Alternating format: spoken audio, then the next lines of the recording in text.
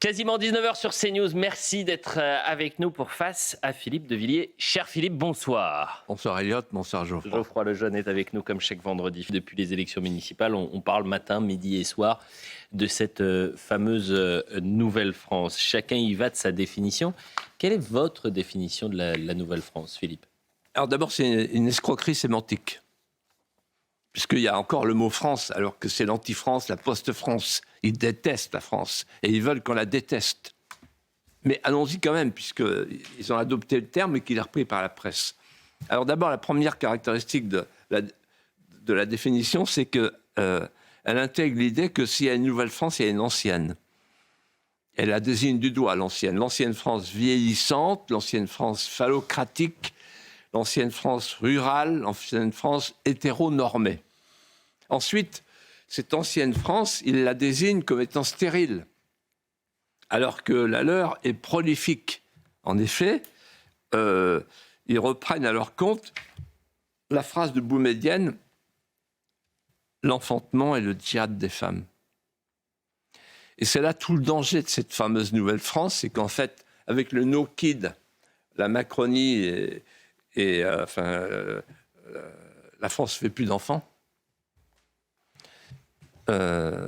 No kid, voilà, pour ne pas polluer la planète, et pour bien d'autres raisons, parce qu'en fait, ils ont tué la famille. Alors que les familles musulmanes, elles, sont prolifiques. C'est le coup de génie de Mélenchon qui, un jour, m'a dit « Moi, la démocratie, c'est mon régime. » Je dis « Pourquoi vous dites ça ?» Il dit « Ah, le nombre. » Eh oui, bien joué, effectivement. Et alors, la Nouvelle-France repose sur deux principes. Le premier, c'est le principe révolutionnaire du prolétaire d'après, c'est-à-dire qu'en fait, le musulman remplace ce prolétaire dans sa fonction rédemptrice. Ça, c'est fort. Et ensuite, deuxièmement, c'est l'enjeu démographique. On dépeuple et on repeuple. Le grand remplacement. Vous vous souvenez que celui qui a parlé sur la place publique, sur le forum du grand remplacement, c'est Éric Zemmour. Tout le monde lui est tombé dessus en disant « Ah là là, c'est pas vrai, le grand remplacement, il n'y a pas de grand remplacement. » Et tout à coup, Mélenchon arrive et dit « Ah mais si, il y a un grand remplacement et je le revendique. » Donc le grand remplacement a changé d'étiquette et changé de compartiment. Il était à l'arrière du train, il est passé dans la locomotive. Voilà. Et tout le monde dit « Ah oui, ah bah voilà, bon, parce que c'est Mélenchon qui parle. » Voilà.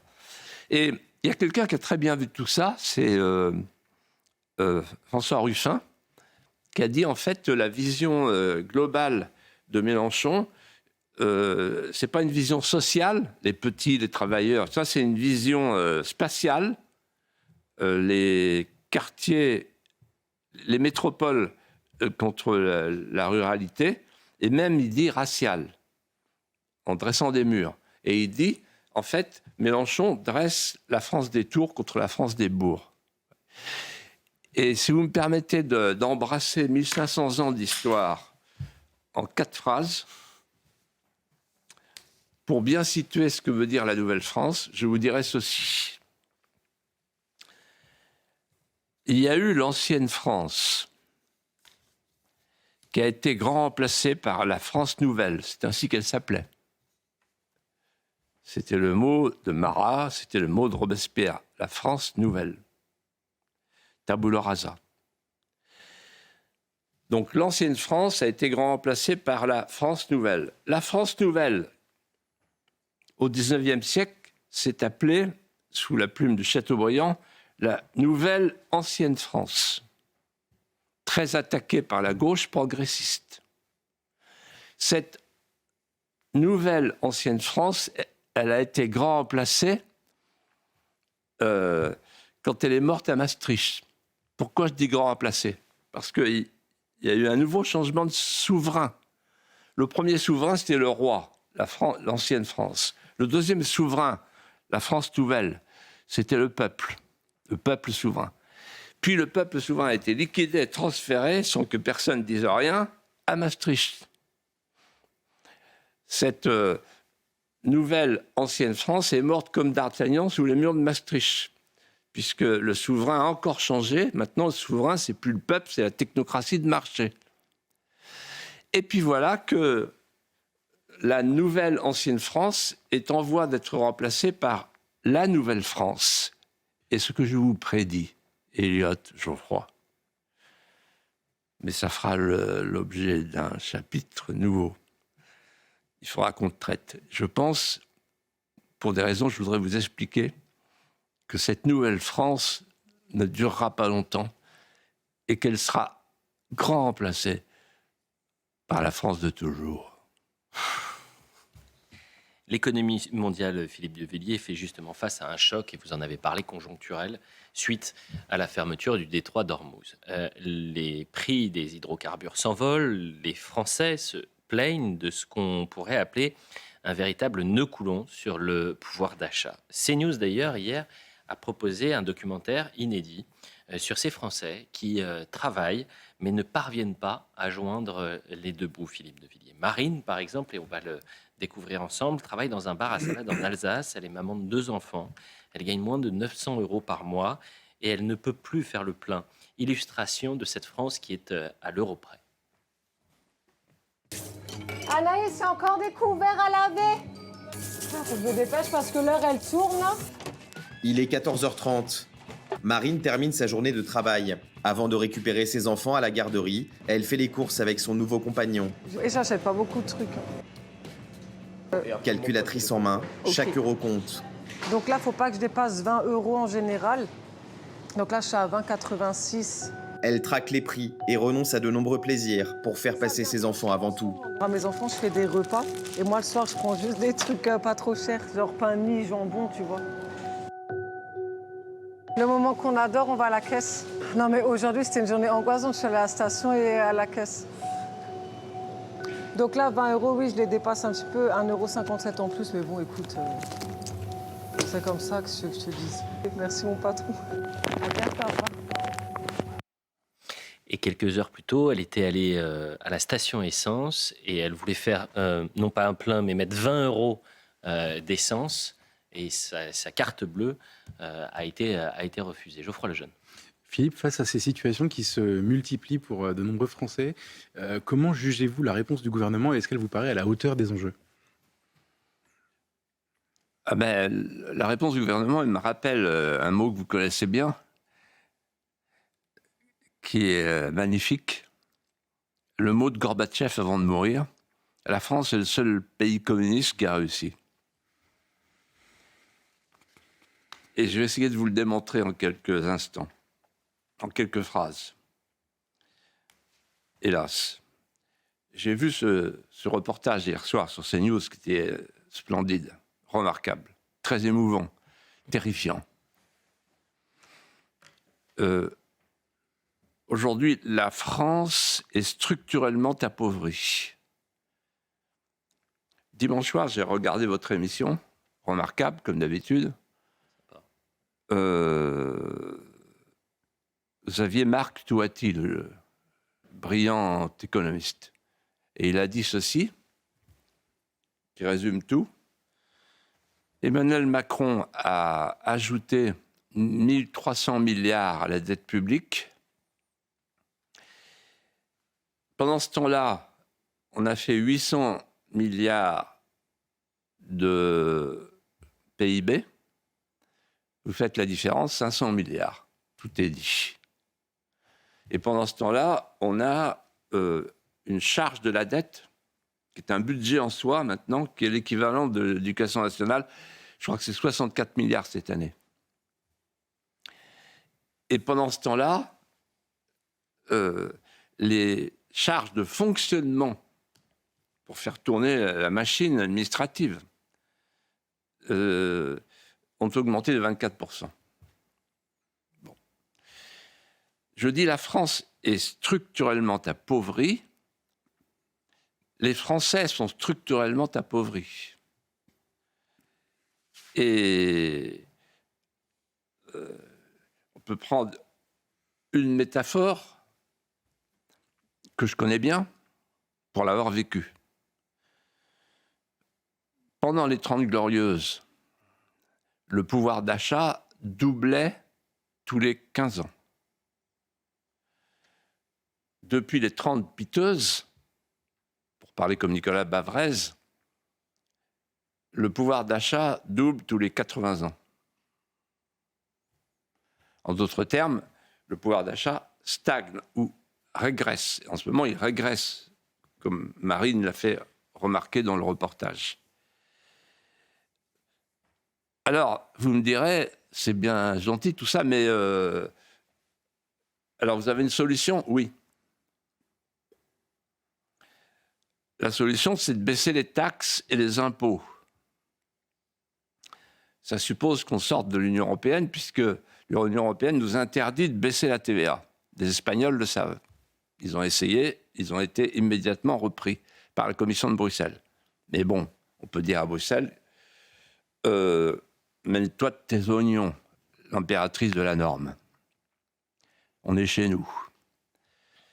Donc, baisser la TVA. Alors, vous allez me dire, ah ouais, mais attendez, Philippe de Villiers, vous baissez la TVA, mais ça veut dire que vous amputez le budget de l'État et c'est pas une manière de desserrer le nœud coulant. Je réponds, bien sûr, vous avez raison. Pour pouvoir baisser les taxes et les impôts, c'est-à-dire rendre du pouvoir d'achat aux Français, il faut faire baisser les prélèvements, qui sont aujourd'hui de 47%. C'est du jamais vu, c'est l'Union soviétique. Et pour les faire baisser, il faut donc couper dans les dépenses. Et là, je voudrais m'offusquer devant vous et en appeler à tous les téléspectateurs auditeurs. Est-ce que vous savez ce qui se passe en ce moment? Personne n'en a parlé. Personne n'en a parlé. C'est dire à quel point la classe politique, la classe médiatique dans son ensemble a l'esprit obscurci et est dans la soumission. Hier, à Chypre, a été décidée la subvention pour l'Ukraine, 90 milliards d'euros. On nous parle de prêt, on sait très bien qu'il ne sera jamais remboursé. Ce n'est pas l'Ukraine qui va le rembourser, ce n'est pas la Russie qui va le rembourser. Et ça veut dire que pour les Français, c'est 17 milliards d'euros à débourser. C'est-à-dire qu'hier, pendant que Marine se plaignait en larmes parce qu'elle est au centime près, on a accordé 17 milliards d'euros à l'Ukraine. Alors ensuite, c'est pas fini. Il y a un autre sujet que personne n'aborde sur aucune chaîne. C'est les pompes aspirantes de l'immigration. Parce que là aussi, on peut récupérer de l'argent tout de suite. Il suffit de couper les pompes aspirantes.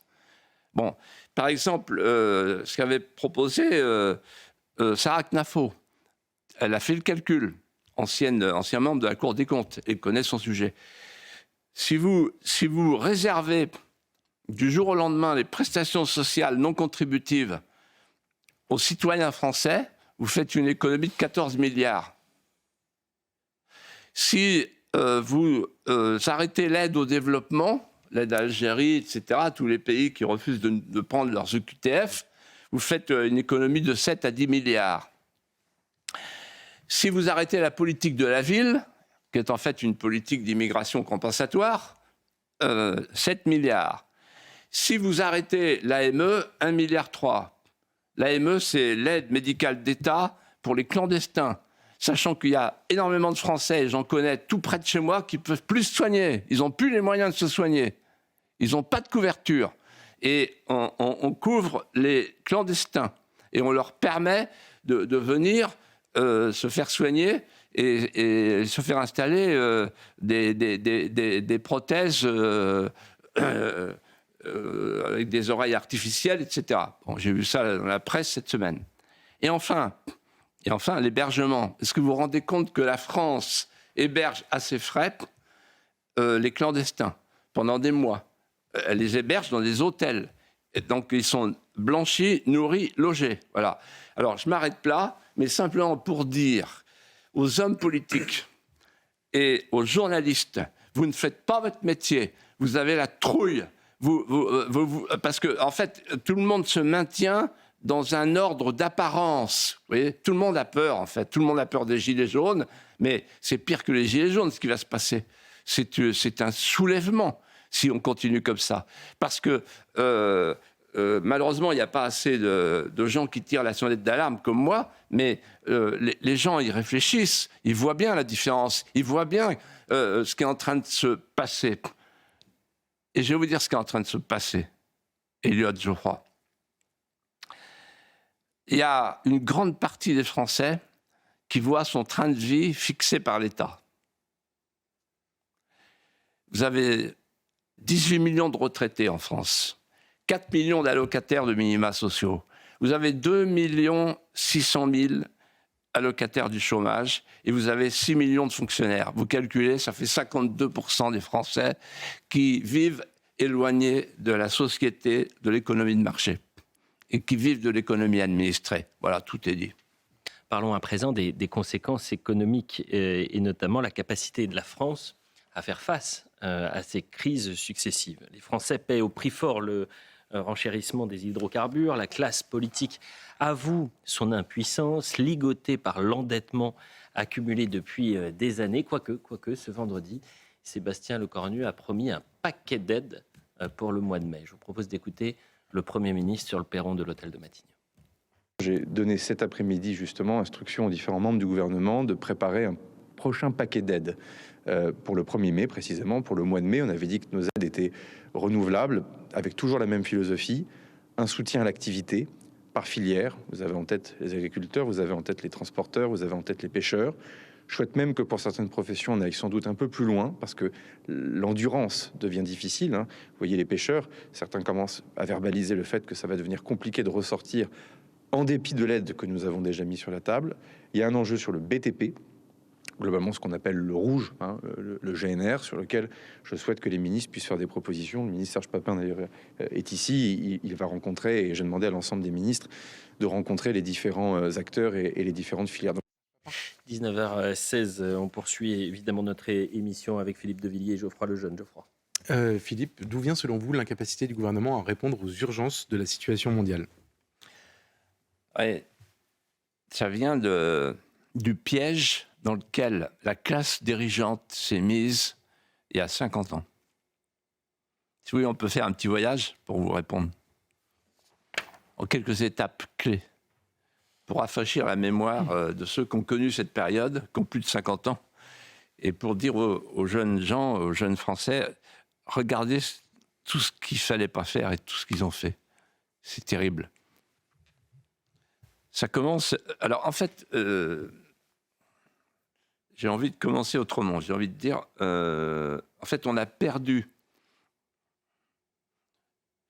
le pire pour une nation qui se veut prospère et libre. On a perdu la conscience nationale et l'indépendance nationale. La conscience nationale, c'est-à-dire que nos politiciens, quand je parle avec eux, ils pensent marché, ils pensent global, ils pensent monde, ils ne pensent pas France. Plus du tout. Ils pensent chaîne de valeur globale. Ils ont une vision planétaire. Ils n'ont plus du tout la vision des intérêts vitaux. Et c'est ainsi qu'ils se font rejoindre par l'événement. Et ensuite, l'indépendance nationale. Vous vous souvenez, au moment du Covid, il y a eu un traumatisme. Pourquoi ? Parce que tout à coup, la classe politique a découvert que le paracétamol, il n'y en a plus chez nous. Et il fallait aller chercher le Doliprane en Chine. Et même les masques. Et donc là, on s'est dit, en fait, les chaînes de valeur globale, le globalisme, ça marche quand la mondialisation est heureuse, qu'on est dans la paix perpétuelle, par le doux commerce. Mais quand la mondialisation devient malheureuse, alors le concept de l'indépendance nationale devient vital.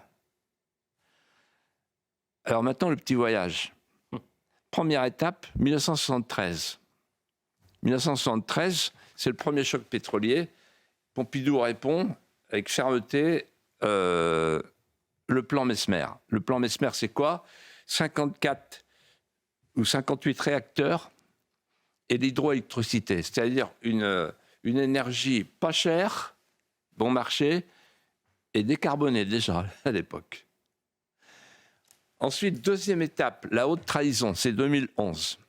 C'est Hollande qui traite avec les écolos et qui fait 3 promesses. Première promesse, d'ici 2025, on supprime 24 réacteurs.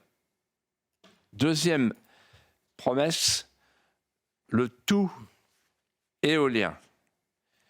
Et la troisième promesse, on en finit avec les autres énergies, hydroélectricité, etc. 2020, troisième station du voyage. 2020, c'est en fait la fermeture de Fessenheim. Qu'est-ce que ça veut dire pour nous, pour la France? Ça veut dire qu'on va devenir petit à petit un protectorat climatique chinois. Panneaux photovoltaïques et éoliennes. Je vous donne un petit détail, mais qui dit tout, que personne ne sait, c'est que dans une éolienne, il y a les rotors et les aimants. Et dans les aimants ou les rotors, il y a des terres rares. Au moins 3. Et les terres rares, elles viennent de Chine. Donc en fait, on est pris à la gorge. Quatrième date du voyage, 2023. Très important. C'est la date clé. Pourquoi? Parce que là, on bascule dans l'Europe allemande. Pourquoi? Parce que en fait, l'Allemagne, après Fukushima, a décidé d'en finir avec ses 20 centrales nucléaires et elle ferme la dernière en 2023. Et à partir de cet instant, l'Allemagne se dit on va tuer l'avantage comparatif de la France. Donc la stratégie est la suivante. La stratégie allemande est la suivante. On arrête le nucléaire et on prend le gaz russe à la place. Nord Stream, etc. Et en même temps, on verrouille les institutions européennes avec le couple germano-allemand. Von der Leyen, Merz. C'est du beau travail. Ensuite, on décide de détruire le monopole d'EDF. Demandez à M. Proglio ce qu'il en pense. Lui qui était un président si talentueux, avec le sens de l'intérêt général. Et enfin, on infiltre Bruxelles avec des lobbies écolos pour pouvoir parvenir à la situation actuelle, c'est-à-dire 60% des éoliennes sont mises en œuvre par des entreprises allemandes. C'est une manière d'occuper le territoire français avec la présence allemande à travers l'énergie 22. Et puis enfin, dernière date, là aussi 2023, coup de génie de Trump. Premièrement, Trump accueille l'explosion de Nord Stream 2 comme une bénédiction. On ne sait pas qui a fait le coup, mais en tout cas, ça bénéficie aux Américains. Ensuite, les Américains, auparavant, ont infligé des sanctions russes pour nous obliger à prendre du gaz liquéfié américain qui est 3 fois plus cher que le gaz russe. Voilà. Donc en fait, c'est une manipulation gigantesque dans laquelle on s'est laissé bercer. La France est tombée dans un piège incroyable. Elle n'a pas pensé à sa liberté, à son indépendance. Et donc aujourd'hui, premièrement, il faut sortir du marché de l'électricité, qui est indexé sur le prix du gaz, donc le gaz allemand. Donc c'est l'Allemagne qui commande. Et non seulement ça, mais il faut absolument sortir de l'Union européenne pour avoir une indépendance complète et avoir une vraie politique énergétique fondée sur le nucléaire et à nouveau l'hydroélectricité. Autre sujet à présent, Philippe de Villiers, il y a eu au début de cette semaine une véritable déferlante qui s'est abattue sur CNews. La France insoumise et de nombreuses personnalités de la Macronie, le Premier ministre Sébastien Lecornu ou encore la ministre de la Culture Catherine Pégard, ont rivalisé de zèle pour dénoncer ce qu'ils ont appelé le racisme de CNews. Jusqu'à ce vendredi où Mediapart, très inspiré, relayé par son ancien patron, appelle à débrancher CNews. Il est urgent de débrancher CNews, chaîne de déconstruction de la démocratie, rien que ça.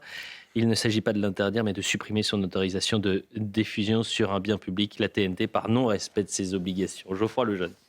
Alors, ça fait longtemps qu'on voulait vous poser la question, mais quelle est, Philippe, votre analyse de cet emballement autour de ces news? Et vous paraît-il un tant soit peu justifié? Alors, je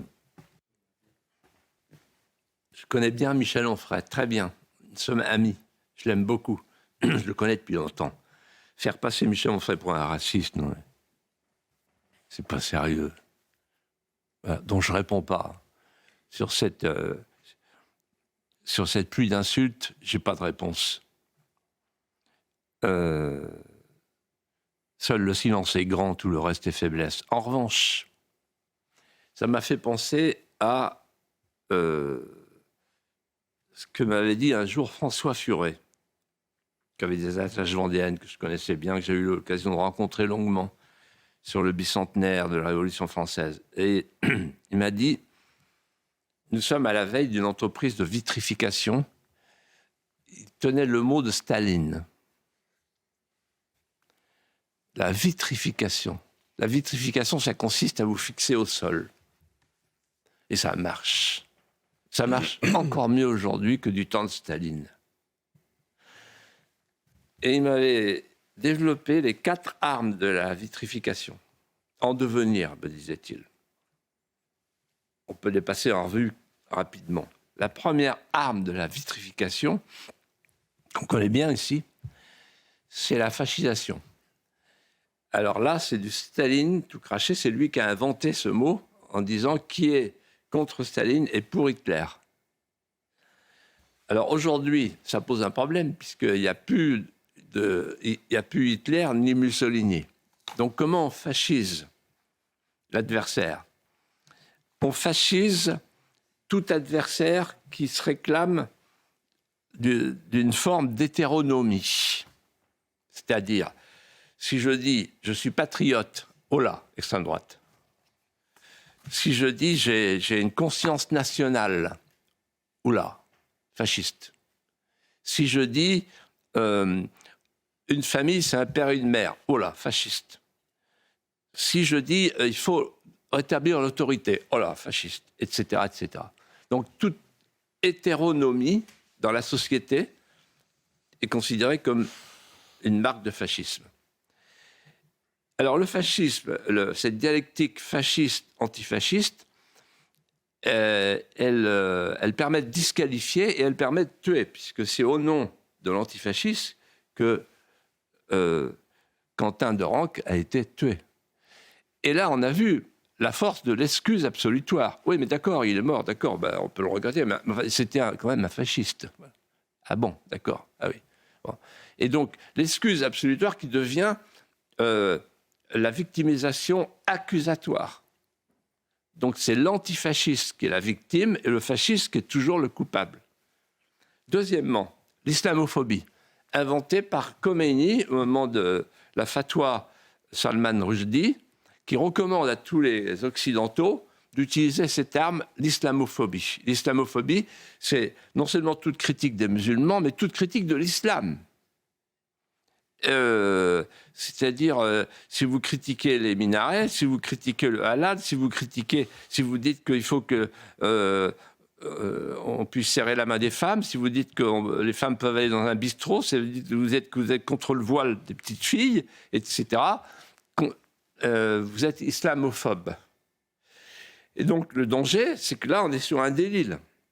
C'est le début de la judiciarisation. Si vous dites que vous êtes christianophobe, aucun problème, c'est un exercice ludique. Recommandé. Mais islamophobe, vous allez au tribunal. Donc, chacun reste sur ses gardes. Troisième vitrification, c'est le colonialisme. Le colonialisme, c'est la clause de la honte du grand-père. Parce que le grand-père, en fait, était un esclavagiste, un colonialiste.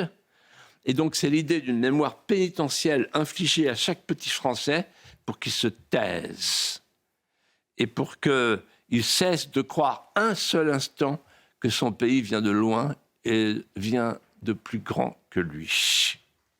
En effet, la France est un pays inventé par l'esclavagisme et le colonialisme et il faut éradiquer ce qu'ils appellent le privilège blanc. Et puis arrive le racisme, en 2 temps. Et là, c'est intéressant. Premier temps, octobre 1984, SOS Racisme. Là, l'idée, c'est de dire le droit à la différence, la fin de l'assimilation. Et ça marche très bien. C'est-à-dire qu'avec SOS Racisme, ils fabriquent le communautarisme, dont ils se plaindront pour certains d'entre eux. Les inventeurs, évidemment, seront les arroseurs arrosés. Trop tard. Avec SOS Racisme, ils ont fabriqué le communautarisme. Et puis, deuxième étape, on en a parlé au téléphone, Elliot. Ça m'avait beaucoup frappé quand vous m'avez dit SOS Racisme a été sifflé à la manif de Saint-Denis. J'ai réfléchi, je me suis dit, j'ai compris pourquoi. Parce qu'en fait, on a franchi un cran. On est passé de la dialectique racisme-antiraciste à la dialectique racisé-racisant. Ce qu'a très bien dit le professeur Jean Travoileau, qui est un homme très brillant, qui a parlé de ce sujet avec quelques fulgurances. Alors, qu'est-ce que ça veut dire racisé-racisant? Ça veut dire qu'il y a, en fait, c'est les blancs et les noirs. Donc, un blanc, s'il ne fait pas d'effort, il peut être très facilement raciste. De toute façon, c'est un racisme systémique. Donc, ça ne dépend pas de sa mentalité. Voilà. Et les racisés, vous vous rendez compte, les racisés, ce n'est pas moi qui invente ça. Les racisés, c'est la France insoumise qui parle des racisés. Et qui a dit, d'ailleurs, il faut qu'il y ait des maires racisés pour ressembler à la population. Voilà. On en arrive à cette dialectique. Et quel est le but de cette vitrification? À partir de ces 4 armes de vitrification, le but, il est triple. Premièrement, faire taire celui qu'on considère comme un adversaire, lui couper la parole, fermer ses news. Deuxièmement, déraciner les petits Français, s'assurer que la clause de la honte du grand-père fonctionne. Et troisièmement, faire de la France un espace cosmique. Et vous aviez prophétisé les sifflets pour SOS Racisme. Il y a 2 semaines, vous aviez eu cette formule un pur trouve toujours un plus pur. Et c'est la formule de Saint-Just. Oui. C'était laquelle? Rappelez-la nous. Saint-Just disait, à propos des révolutionnaires qui se coupaient la tête les uns. La révolution dévore toujours ses enfants. Voilà, c'est ça. Et il disait, un pur trouve toujours un plus pur qu'il est pur. Parlons à présent, Philippe de Villiers, mais dans la continuité de la gastronomie française. L'actualité des 2 dernières semaines a été marquée par plusieurs informations qui ont provoqué ce cri d'alarme du chef étoilé Thierry Marx, le président de l'Union des métiers et des industries de l'hôtellerie. Il a déclaré: la gastronomie française est en danger de mort. Et il est revenu sur la polémique autour de Master Poulet qui s'installe sur le cadavre de la restauration traditionnelle. C'est Thierry Marx qui le dit, je vous propose de l'écouter d'ailleurs. Quand un restaurateur en restauration assise qui paye des salaires, qui paye des charges, qui paye des loyers, qui paye des taxes, quand il fait un menu à 22 €, il lui reste 40 centimes. Quand vous développez 60 restaurants de ce type, Crousty Poulet ou autres, vous avez des revenus qui sont bien supérieurs. À un moment donné, le restaurateur qui faisait du fait maison lâche prise. Et aujourd'hui, sur ce lâcher prise, eh bien finalement, s'installe une autre restauration. La nature n'aime pas le vide. C'est parce que c'est trop dur. Mais bien sûr, aujourd'hui, vous ne vous en sortez pas. Geoffroy. Cher Philippe, avez-vous le même sentiment que Thierry Marx? Oui. Et il a très bien dit les choses. Master Poulet s'installe sur le cadavre de la restauration traditionnelle. À Pâques, pour aller à Fontcombault, j'ai traversé une grande partie de la France, l'écharpe du désert. Et dans tous les villages que je traversais, La Roche-Posay, Bressuire, les restaurants fermés. En fait, on avait 200 000 restaurants traditionnels, on n'en a plus que 100 000. C'est une tragédie. Et en fait, dans la même semaine, il y a eu 3 faits majeurs qui sont passés inaperçus. Le premier, donc, c'est la déclaration de M. Marx, qui est quand même un chef étoilé, représentatif, c'est le président des métiers de l'hôtellerie. Ensuite, il y a eu les paysans français qui ont eu connaissance d'un codicille scandaleux. Le Point a fait d'ailleurs un très bon article là-dessus. Sur sur la vision ultime du Mercosur, le Mercosur qui accorde désormais tout le marché européen de la viande à un géant brésilien. Exactement. Donc ça veut dire la viande aux hormones arrive. Pendant que la viande, la volaille, traitée aux activateurs de croissance, arrive d'Ukraine. Et puis enfin, il y a eu une décision de la Commission de requalifier des OGM, des nouveaux OGM, des nouvelles formes d'OGM, avec des brevets pour les grandes entreprises de l'agrochimie. Pauvres paysans français, qu'est-ce qu'il leur reste? Eux qui sont si proches de la nature. Et en fait, en voyant tout ça, j'ai pensé à Brillat-Savarin, que je connais bien parce que j'ai inauguré avec Charles Millon, mon ami Charles Millon, maire de Belay à l'époque, député de Belay, la fondation Brillat-Savarin. Brillat-Savarin disait « La cuisine d'un peuple est le témoin exact de sa civilisation ». C'est-à-dire, on avait une grande cuisine, on avait un art de la table recherché dans le monde entier, on avait une grande civilisation. Et c'est Brillat-Savarin qui a défini l'identité culinaire de la France quand il dit « Dans tous les autres pays, on mange, en France, on goûte le goût français ». Et il disait « Les animaux se repaissent, les hommes mangent, l'homme d'esprit, lui, sait manger ». D'ailleurs, j'ai pensé à vous, Elliot, parce qu'il avait aussi un mot remarquable qui disait « Un dessert sans fromage, c'est comme une belle à qui il manque un œil ».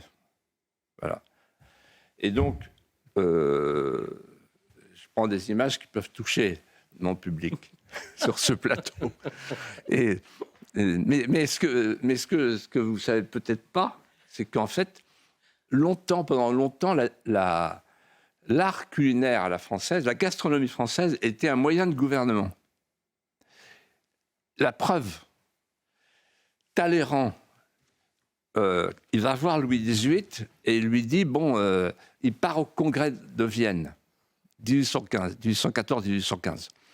Il n'a pas d'argument, la France est vaincue. Sauf qu'il explique au roi, qui n'en croit pas ses yeux, j'ai peut-être de quoi rétablir le prestige de la France grâce à l'art de la cuisine. C'est un amphitryon réputé, comme on dit à l'époque. Et il va réussir à compenser l'humiliation militaire par le triomphe culinaire français, c'est-à-dire qu'il amène avec lui des cuisiniers, des restaurateurs, les grands noms, et il séduit avec les grands vins, il séduit tout le congrès de Vienne et il obtient tout ce qu'il veut. Après avoir dit à Louis XVIII, « Sire, vous voulez me donner des instructions, ce ne sont pas des instructions, je veux, ce sont des casseroles. » Voilà. Et donc, en fait, il faut savoir que le restaurant, c'est une invention française. Avant le restaurant, le privilège de la gastronomie était réservé à l'opulence.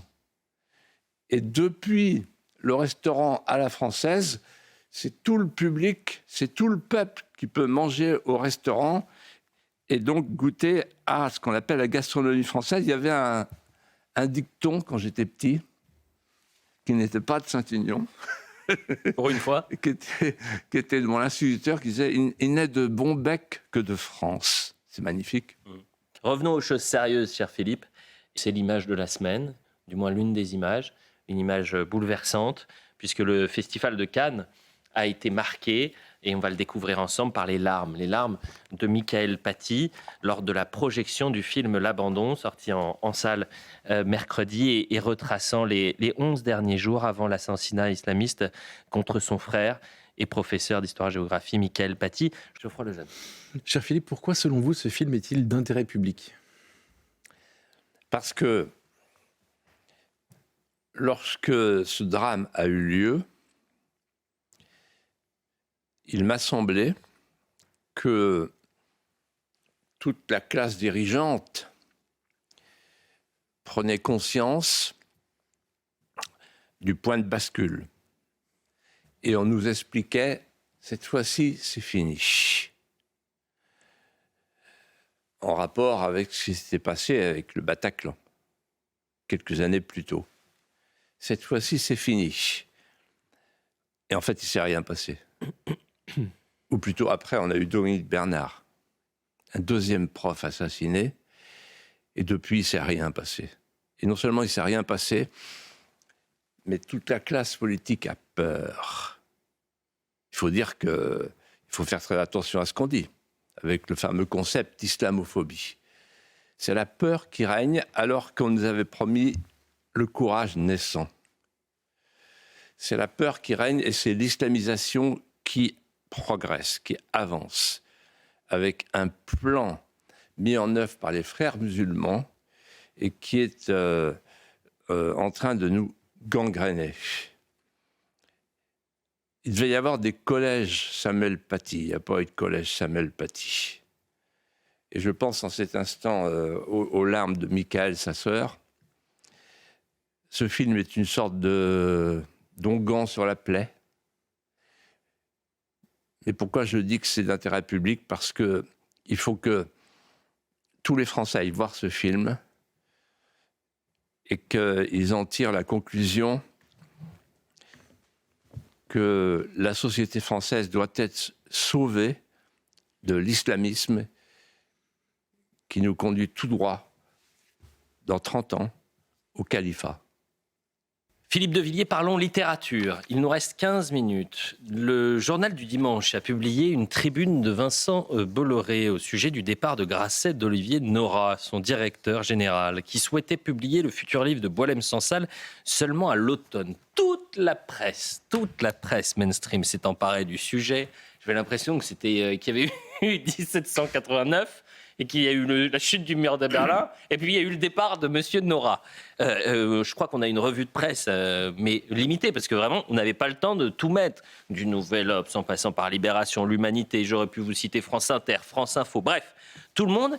Et cette semaine, on a pu entendre, et ça vous avait pensé à quelqu'un que vous connaissez bien, Solzhenitsyn, qui avait été interrogé par un certain Jean Daniel. Revoyons cette archive. Ma douleur et la douleur d'un certain nombre de mes amis. Le mot douleur n'est pas une inflation sémantique, c'est pas un excès de vocabulaire. C'est de prendre tellement part à votre combat, d'avoir une telle admiration pour votre combat solitaire, pour votre témoignage, et de voir que sur ce qui a correspondu à vos combats en Occident, il me semble, et depuis quelques minutes je suis certain, que vous êtes trompé, que vous vous trompez, peut-être par simple manque d'information. Geoffroy Lejeune. Alors, cher Philippe, vous avez accueilli Solzhenitsyn en Vendée au Puy du Fou. Vous êtes l'ami de Boualem-Sansal. Quel regard portez-vous sur ce psychodrame littéraire qu'on appelle l'affaire Grasset ? Il y a un parallèle à faire entre Solzhenitsyn et Boualem-Sansal, que je fais en quelques phrases. Premièrement, ce sont deux écrivains célèbres. Deux écrivains qui ont eu tous les prix. Solzhenitsyn a eu le prix de la littérature, le prix Nobel de la littérature, et Boualem-Sansal a eu le grand prix de l'Académie française. Donc dire que Sansal n'est pas un écrivain, c'est un peu exagéré, il a eu tous les prix. Bon. Mais ce ne sont pas que deux écrivains, ce sont deux écrivains qui ont été emprisonnés. Deuxième point commun. L'un a été emprisonné dans les geôles soviétiques, on a appelé le goulag, il a appelé le goulag, et l'autre dans les geôles algériennes. Donc ils ont souffert. Et tous les deux, en prison, ils ont eu un cancer. Et tous les deux, leur famille pensait que c'était fini. Ils s'en sont sortis miraculeusement. Troisièmement, ce sont des écrivains prisonniers qui sont des prophètes. Solzhenitsyn a prophétisé que le communisme était une désespérance de toute l'humanité et un danger majeur, un danger totalitaire par excellence. Et Boualem-Sansal a parlé de l'autre communisme, l'islamisme, un danger pour toute l'humanité et spécialement pour la France. Et c'est là qu'arrive le quatrième caractère commun, ce sont deux parias. À partir du moment où Solzhenitsyn a dit haut et clair que le communisme était un danger pour l'homme et pour l'humanité, il a été vilipendé par la gauche française.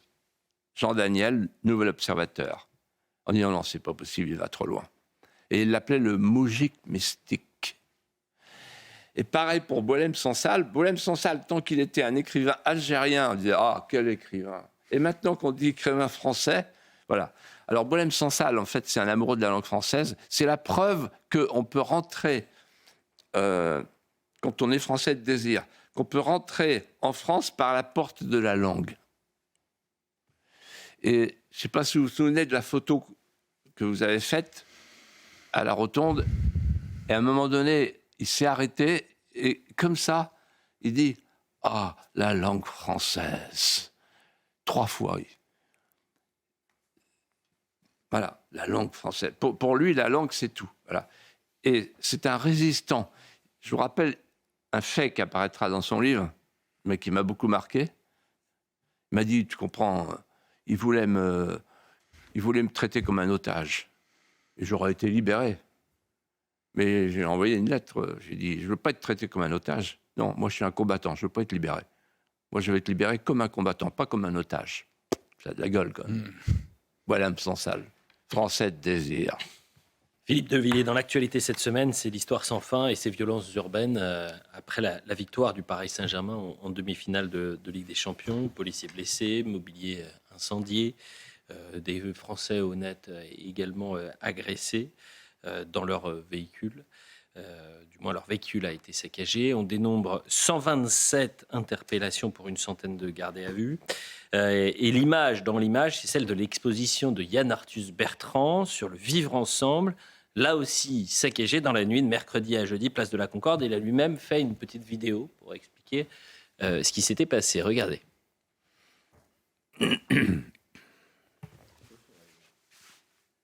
Voilà comment je découvre une exposition sur la place de la Concorde, sur le vivre ensemble ce matin. Manifestement, les supporters du PSG ont adoré l'exposition. Donc je lance un appel à tous les gens qui aiment le foot, tous les gens qui pensent que vivre ensemble c'est important, tous les gens qui aiment la photographie, tous les gens qui ont aimé cette exposition, de donner un petit coup de main ce matin parce que c'est un peu compliqué à remonter, afin que l'exposition soit remise en état. Les photos seront un petit peu abîmées, mais le sens restera. Voilà, si vous avez envie de me donner un petit coup de main, vous êtes le bienvenu. Place de la Concorde, on est là, on vous attend. Et on va continuer l'exposition et continuer à croire au vivre ensemble, plus que jamais. Je vous embrasse tous, je vous aime. Et je vous attends si vous avez envie de venir. Voilà. Merci. Le jeune. Alors, on va continuer à croire au vivre ensemble. La préfecture parle de débordement. Pour vous, Philippe, que veulent dire ces images ? C'est extraordinaire parce que Yann Arthus Bertrand, c'est quand même un homme de la gauche caviar.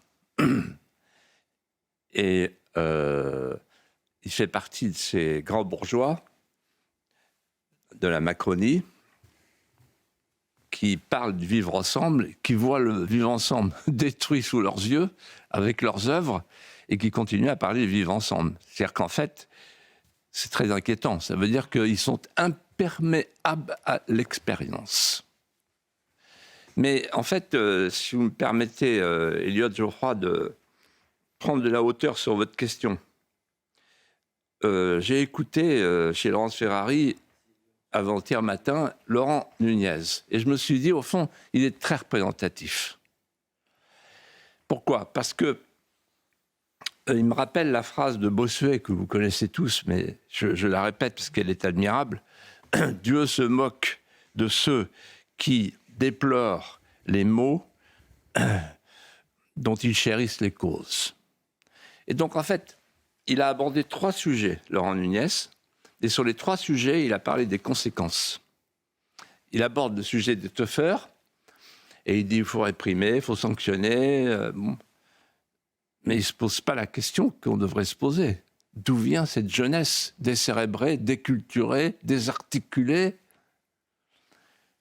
La cause, on la connaît, mais personne ne veut la dire dans le milieu politique. C'est l'écroulement des murs porteurs. Ensuite, il parle de la drogue. Et il dit on va doubler l'amende pour les drogués. Mais il ne parle pas de la drogue. Il ne parle pas de la marchandise. Si on rétablissait la frontière, on n'aurait pas toute la drogue qui vient d'Amsterdam.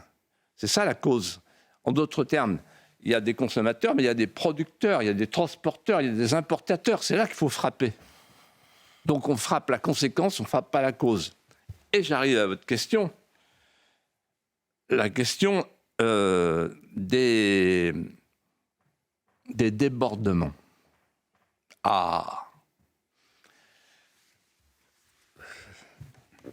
Ne pas nommer les choses, c'est ajouter au malheur du monde. Et débordement, ça veut dire quoi? J'ai regardé la dépêche AFP. Débordement de joie. Ah oui, d'accord. Donc en fait, c'est le lit qui déborde. Bon.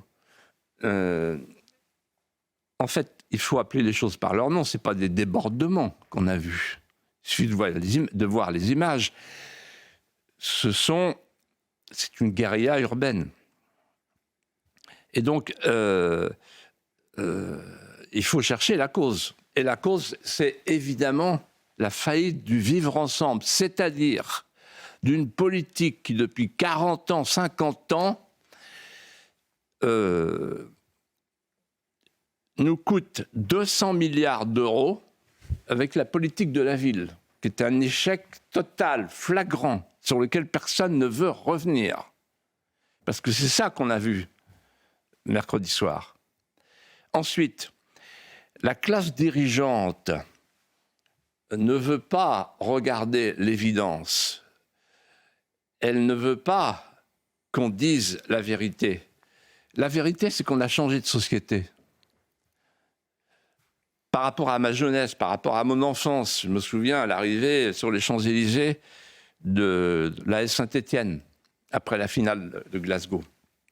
Il n'y avait pas de problème de gendarmerie, de police. Ils sont entrés comme ça, en 2 chevaux, dans l'Élysée. Aucun problème. C'était une autre époque. C'était une époque où il y avait des codes, où il y avait des capillarités, des tissus conjonctifs, des voisinages affectifs.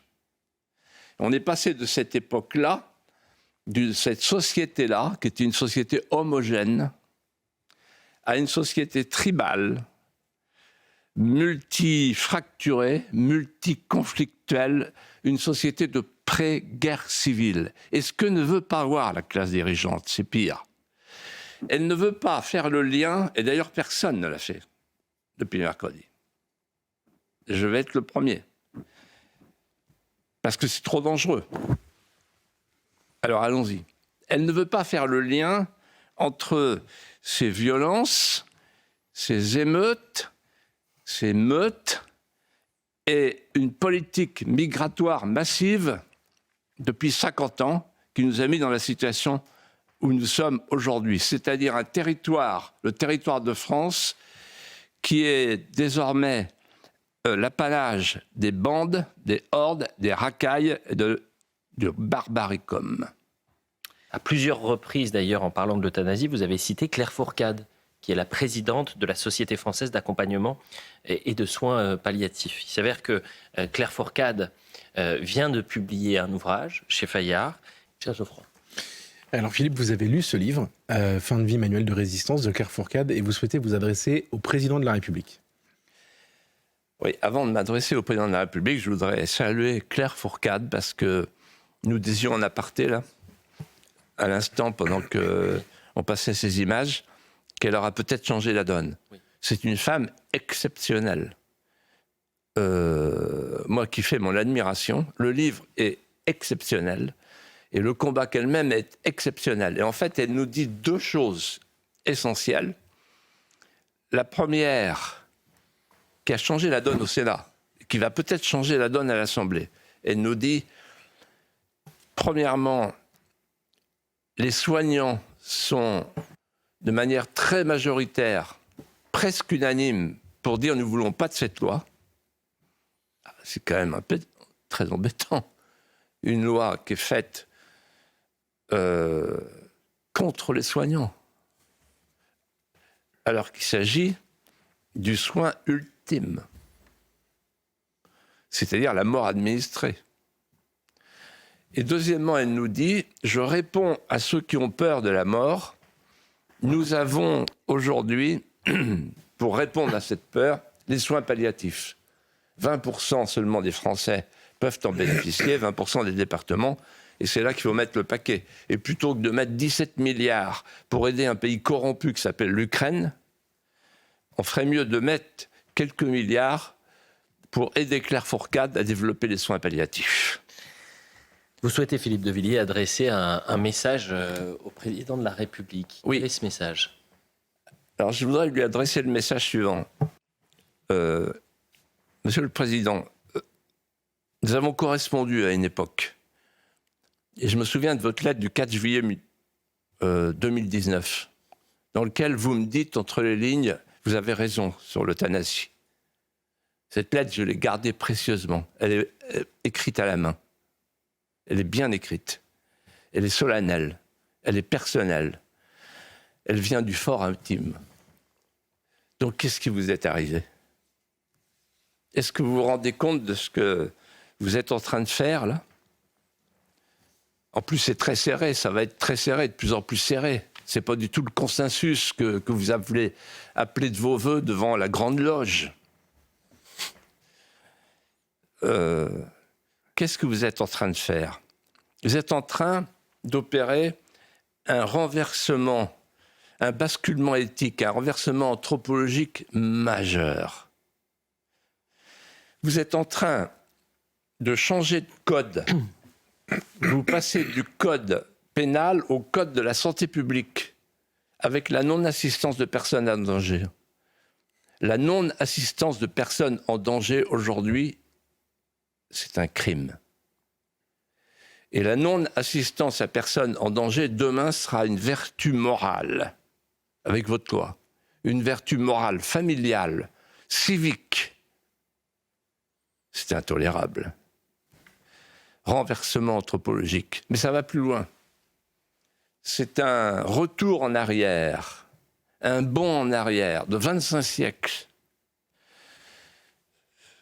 qui nous ramène vers l'âge pré-hippocratique, du nom de ce médecin grec, Hippocrate, qui a défini la médecine et les règles éthiques de la médecine, qui s'énumèrent ainsi, encore aujourd'hui, comme il y a 25 siècles à Athènes.